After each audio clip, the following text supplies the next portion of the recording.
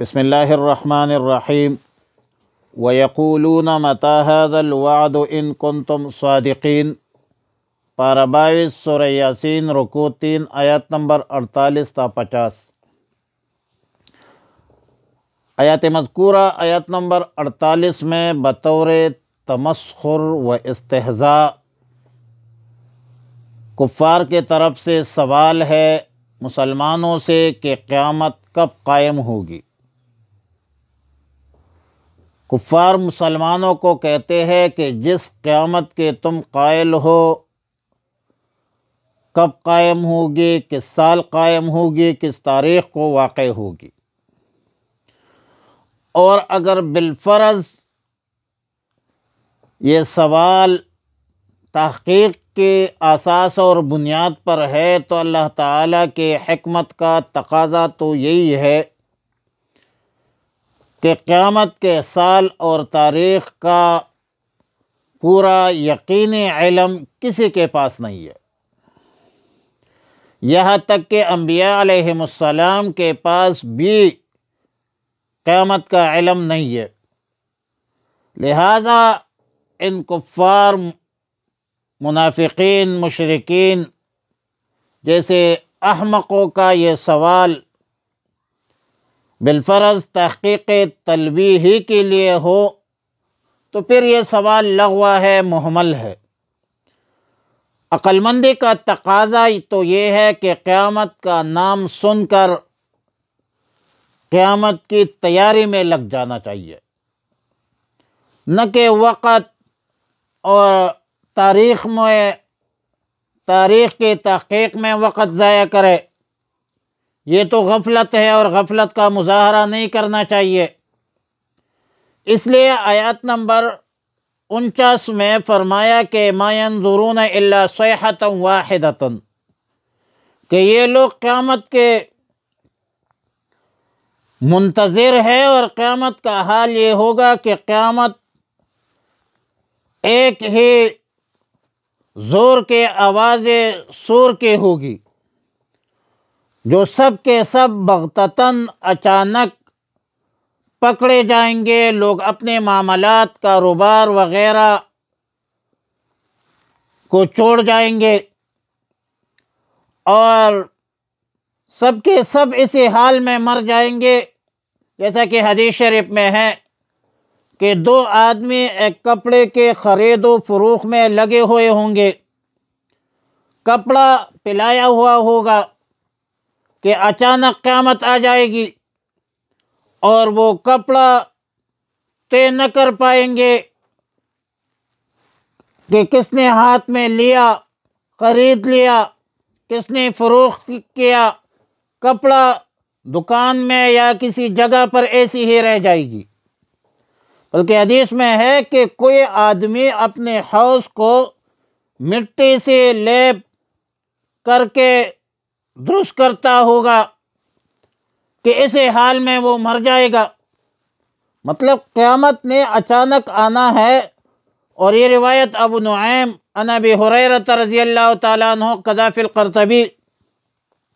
ظاہر ہے کہ قیامت حق ہے، آنے والا ہے۔ اب کب آئے گا؟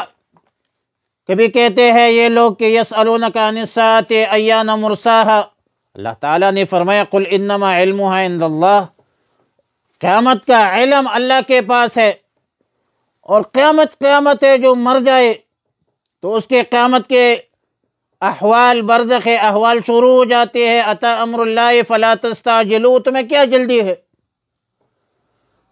قیامت کے اچانک آنے کی کیفیت آیت نمبر 50 میں بیان کی کہ قیامت اس حال میں آئیں گے کہ لا یستطیعون توصیۃ، یعنی اس وقت جو لوگ مجتمع ہوں گے وہ آپس میں کسی کو کسی کام کی وصیت کی مہلت بھی نہ پائیں گے، نہیں پائیں گے وہ مہلت۔ اور جو لوگ گھروں سے باہر ہوں گے وہ اپنے گھروں میں واپس آنے کی مہلت نہیں پائیں گے۔ ظاہر ہے کہ یہ نفخہ اولیٰ کا بیان ہے، جس میں سب لوگ، سارا عالم، زمین و آسمان، سب کچھ تباہ برباد ہو جائیں گی۔ اذا الشمس کورت واذا النجوم انکدرت واذا الجبال سیرت واذا العشار عطلت۔ لیکن یہ قیامت کا علم، قیامت حق ہے، لیکن قیامت کا علم صرف اور صرف اللہ کے پاس ہے، اللہ کے بغیر کسی غیر کے پاس نہیں ہے۔ قرآن کریم میں توحید کے بعد سب سے زیادہ جس پر توجہ دی گئی ہے، جو سب سے زیادہ زورور بحث ہے، وہ بحث ہے بعث بعد الموت۔ عالمی انسانیت کی فلاح، صلاح، کامیابی، کامرانی اسی میں ہے کہ اللہ تعالیٰ کے احکامات اور رسول اللہ صلی اللہ علیہ وسلم کی تعلیمات پر عمل کرے۔ اللہ تعالیٰ کے احکامات اور رسول اللہ صلی اللہ علیہ وسلم کی تعلیمات میں خوف خدا ہے، خوف آخرت ہے، اور جس کے اندر اللہ کے خوف ہوگی، آخرت کے خوف ہوگی، تو یقیناً وہ کامیابی، کامرانی کے راہ پر گامزن ہوں گے۔ اور یہ بھی مسلمہ حقیقت ہے کہ کل نفس ذائقۃ الموت، الموت قدح کل نفس شاربها والقبر باب کل نفس داخلها۔ آیت چمن میں تیرے سیر گلشن کر چلے، سنبھالے مالی باغ اپنا، ہم تو اپنے گھر چلے۔ موت کا ذائقہ ہر نفس نے چکھنا ہے، ہم سب نے مرنا ہے، دوبارہ زندہ ہونا ہے، اس کو کہتے ہیں بعث بعد الموت۔ قیامت کی احوال شروع ہو جائیں گی، اور ابتدا ہوتی ہے موت سے، برزخ سے۔ جو مر گیا تو قیامت کے احوال اس پر طاری ہو گئی، شروع ہو گئی۔ اس لیے فرمایا کہ اس بارے میں قیامت کی تاریخ اور دن اور تعین کے بارے میں مت پوچھو، اس کا علم صرف اللہ کے پاس ہے۔ وَيَقُولُونَ، اور کہتے ہیں، مَتَىٰ هَٰذَا الْوَعْدُ، کب ہوگا، پورا ہوگا، کب پورا ہوگا، هَٰذَا الْوَعْدُ، یہ وعدہ، إِن كُنتُمْ صَادِقِينَ، اگر تم سچے ہو، مَا يَنظُرُونَ، وہ انتظار نہیں کر رہے ہیں، إِلَّا صَيْحَةً وَاحِدَةً، مگر زور کی ایک آواز کا، تأخذهم، جو آپ پکڑے گی انہیں، وہم یخصمون، اور وہ باہم جھگڑے کرتے ہوں گے۔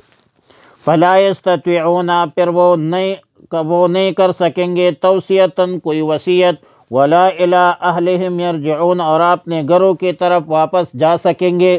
وصلی اللہ تعالی علی خیر خلقہ محمد وآلہ واصحابہ وازواجہ وذریاتہ وبناتہ اجمعین، اعاذنا اللہ من